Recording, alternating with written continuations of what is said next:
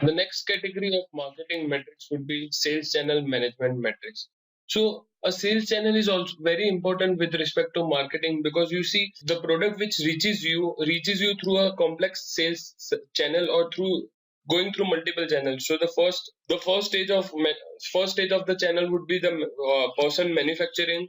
The second would be the wholesaler or the distributor. The third stage would be a retailer, and the fourth stage would be reaching out to you as a customer. So you see, from the sales channel perspective, it is very important to determine metric at each of this point, in order to understand that the inefficiency is caused because of which particular stage or at which stage, and this helps in identifying the pain point in the complete sales channel. So the first metric which we see is sales upon client calls. So how much is my sales generated based on the client calls I do. So this could be both.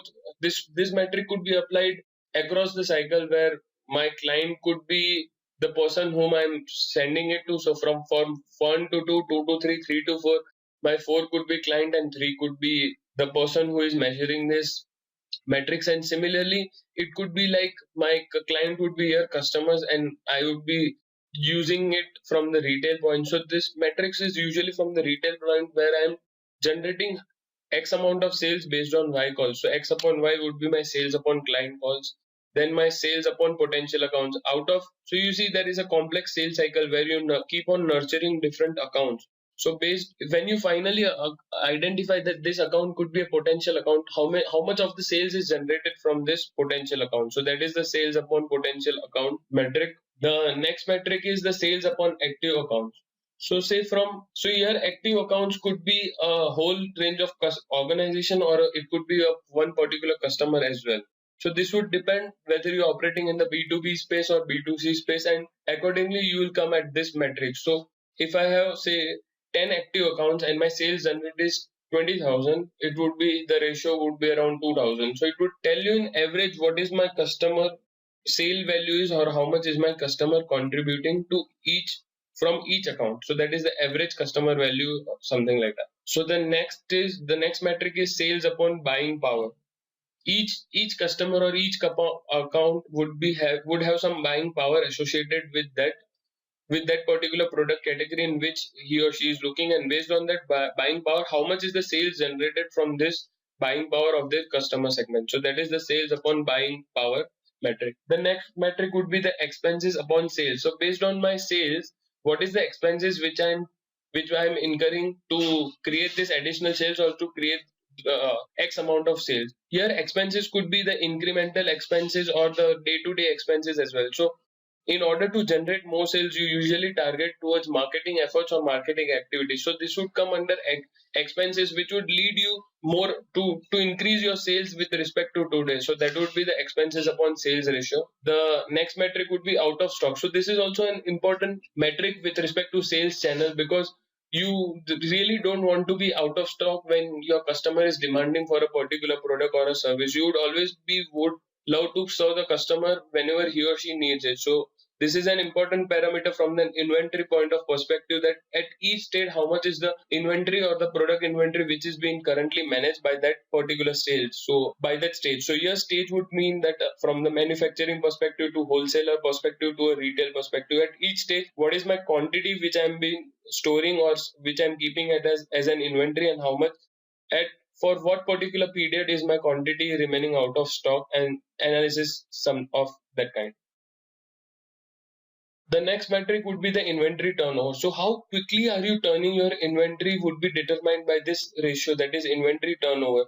This is an important parameter, because you really don't want to keep yourself occupied using the products which are not moving off. So you usually apply techniques like bundling technique, where you say that a product which is not moving, you usually bundle it with a product which is fast moving, and then sell it as a lesser price, because you really want the inventory to turn over or turn as quickly as possible, because you don't want yourselves to be occupied by a product which is not selling off and then replace it. So this is also an important parameter from sales channel management perspective. Days of inventory, how many number of days is my inventory being stocked, and how much time does it take to clear my inventory. So the last two parameters talks more from the inventory, from the stock perspective, that which a retailer wants to usually keep with respect to the demand. So each month or each season would have different demand, and based on that a retailer would decide how much would be my inventory and how much would be my days of inventory. So it would be more from an inventory point of perspective which a retailer would decide. The next, and I think this would be the final broad level of category of marketing metrics, which is promotional metrics.